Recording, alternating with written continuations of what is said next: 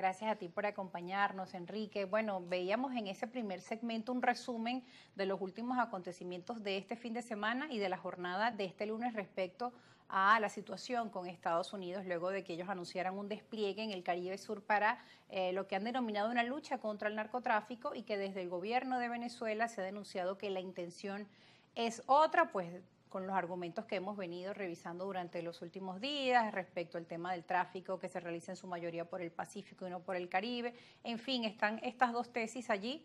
Lo cierto es que desde los partidos políticos de nuestro país, muchos de oposición y obviamente desde el partido de gobierno se han pronunciado contra todo tipo de injerencia en nuestro país y también contra todo tipo de provocaciones que lleven a una escalada de violencia, una escalada militar o a una guerra que todos sabemos que además pues deja consecuencias catastróficas para una nación.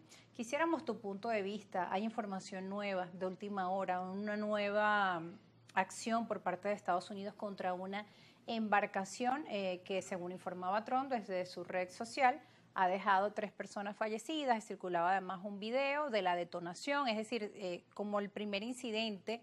No hay pruebas del tema del narcotráfico, no se está diciendo que no, pero digamos, el tema de tener la prueba o de hacer una detención, ¿no violan este tipo de acciones el debido proceso? Sin duda, yo creo que en eso está de acuerdo casi todo el mundo. E incluso yo sigo mucho la opinión pública norteamericana y escucho mucho CNN internacional. Todos los días veo 2 programas de CNN y los fines de semana también veo 2 programas. Por cierto, que me impresionó mucho una encuesta que recién hicieron después de la muerte del muchacho este que mataron allá. Sí. Y el 93% en ese programa opinaba que no era el final de una época de violencia, sino era el comienzo de una época todavía más oscura en materia de violencia. De modo que la opinión pública norteamericana está muy cargada de odio. Y creo que lo que estamos viviendo, y sé que en la opinión norteamericana se rechaza que puedan ocurrir estas cosas, nos estamos acostumbrando ahora a que en vivo y ¿cómo se dice? En vivo, pues, sí, en televisión, ¿no? Ocurren ejecuciones que en el caso de Estados Unidos son extrajudiciales. Yo siempre digo que en Venezuela toda ejecución es extrajudicial y no hay por qué agregarle el concepto de extrajudicial, porque en Venezuela no existe pena de muerte. En Estados Unidos, como sabemos, en algunos estados de los Estados Unidos hay pena de muerte. No sé exactamente en términos federales cómo se aplica ese término, pero esto que ha ocurrido, tanto con las primeras muertes como con las que aparentemente se produjeron hoy, son ejecuciones extrajudiciales.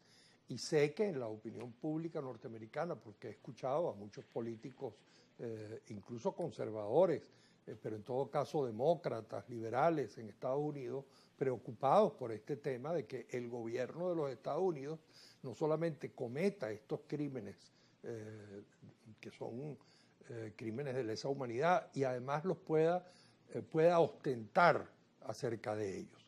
Ahora, respecto de Venezuela, la tragedia es que nos estamos metiendo en el pantano que muchos avisoramos durante mucho tiempo, y pareciera que cada vez vamos, no sé si decir subiendo o bajando en los niveles de peor, digo bajando porque es como más oscuro, más terrible, más subterráneo, de mayor violencia. Ya no se trata solamente de la violencia verbal, sino de que estamos entrando a un escenario de violencia real y de posibilidad de mayor violencia real.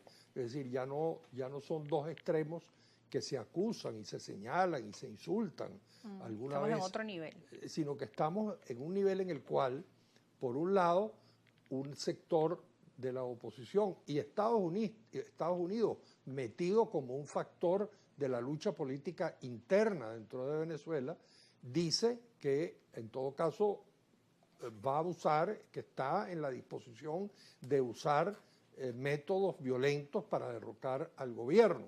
Y por el otro lado el gobierno entonces responde, por supuesto, porque esto es una retroalimentación permanente, que estamos pasando de la revolución pacífica a la revolución armada. Y todos sabemos lo que eso significa. Por cierto, que quiero aquí despachar de una vez, antes de que se me vaya a pasar por alto, eso significa cometer mayores actos represivos y mayores violaciones a los derechos humanos.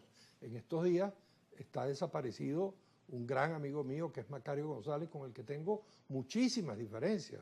Él apoyó a las proposiciones de la oposición extremista en estos últimos tiempos y yo, por supuesto, he tenido con él muchísimas discusiones y muchísimos debates, pero él es un hombre de izquierda democrática.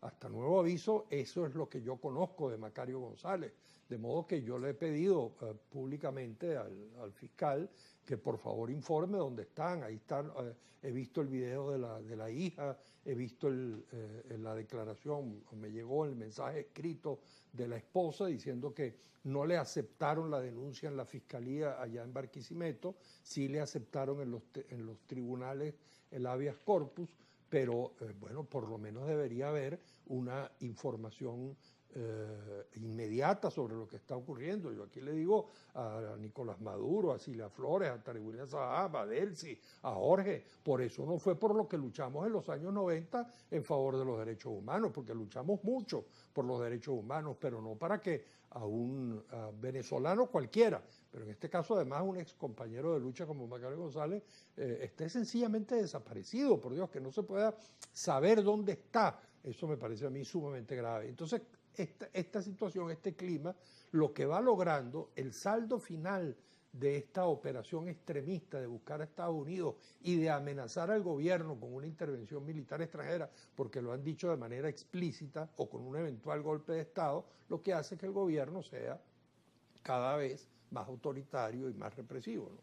Decía Nicolás Maduro que las relaciones con Estados Unidos, que en algún momento estuvieron maltrechas, ahora están completamente deshechas. Si bien hace unos días anunciaba que se mantenía una ruta de comunicación, pues este tipo de anuncios nos alertan que, bueno, estamos en un nuevo nivel de conflicto con Estados Unidos. Además, con el presidente Donald Trump, quien ha sido pues reconocido internacionalmente por tener pues una visión de accionar inesperada. Es el presidente llamado como el presidente loco, o ese tipo de acciones en las que ataca o el enemigo no sabe qué esperar, ¿no? de las acciones de Donald Trump. Algunos lo llaman la estrategia del loco, que es el personaje porque Trump no es el solo.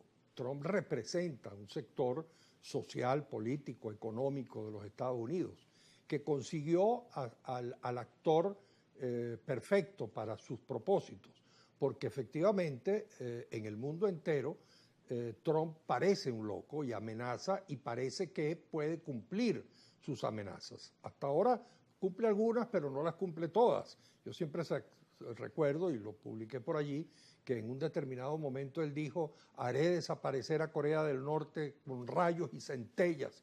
Y a los 2 años estaba cruzando la frontera y fue el primer presidente que pisó Corea del Norte de la mano agarradito de Kim Jong-un. De modo que ojalá, ahora, yo no sé